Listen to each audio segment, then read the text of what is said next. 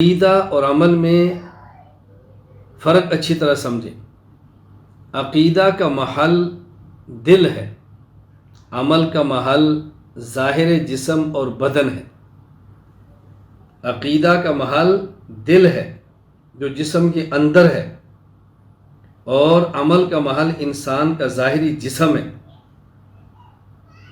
جو فرق دل اور بدن میں ہے وہی فرق عقیدہ اور عمل میں ہے۔ جو چیز جتنی قیمتی ہو اس کو رکھنے کا محل اتنا ہی زیادہ محفوظ ہوتا ہے۔ آپ دیکھیں، سونا چاندی قیمت میں زیادہ ہے تو ان کے رکھنے کے لیے مکان اور دکان محفوظ ہے، کیمرہ بھی لگا ہوگا، لاک بھی لگا ہوگا، باہر گارڈ بھی کھڑا ہوگا۔ لیکن اگر کپڑے اور جوتی ہے، قیمت میں کم ہے، ان کو رکھنے کا محل نسبتاً غیر محفوظ ہے۔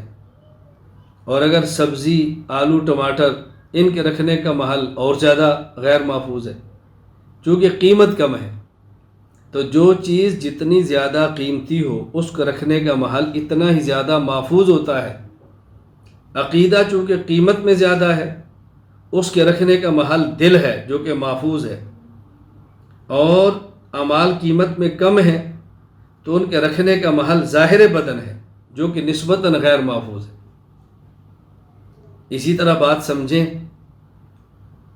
اگر دل کے کچھ اجزاء کاٹ دیں تو انسان زندہ نہیں رہتا، لیکن جسم کے کچھ اعضاء کاٹ دیں تو انسان زندہ رہتا ہے۔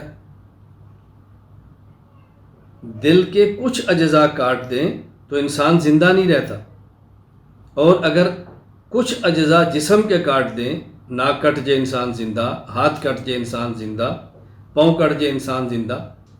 بالکل اسی طرح جو عقائد مسلمان ہونے کے لیے ضروری ہیں، اگر ان میں سے ایک عقیدہ بھی چھوٹ جائے تو انسان مسلمان نہیں رہتا، اور جو عقائد اہل سنت والجماعت ہونے کے لیے ضروری ہیں ان میں ایک عقیدہ بھی چھوڑ دے تو اہل سنت والجماعت نہیں رہتا، یہ مبتدع بن جاتا ہے۔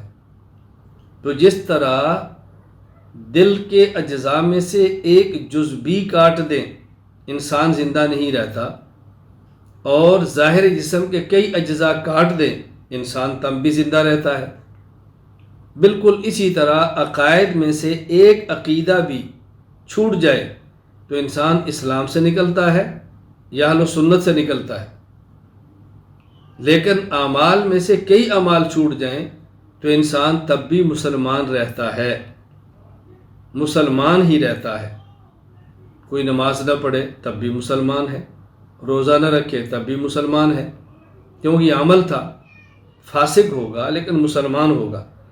اللہ تعالی ہمیں یہ بات سمجھنے کی توفیق عطا فرمائے۔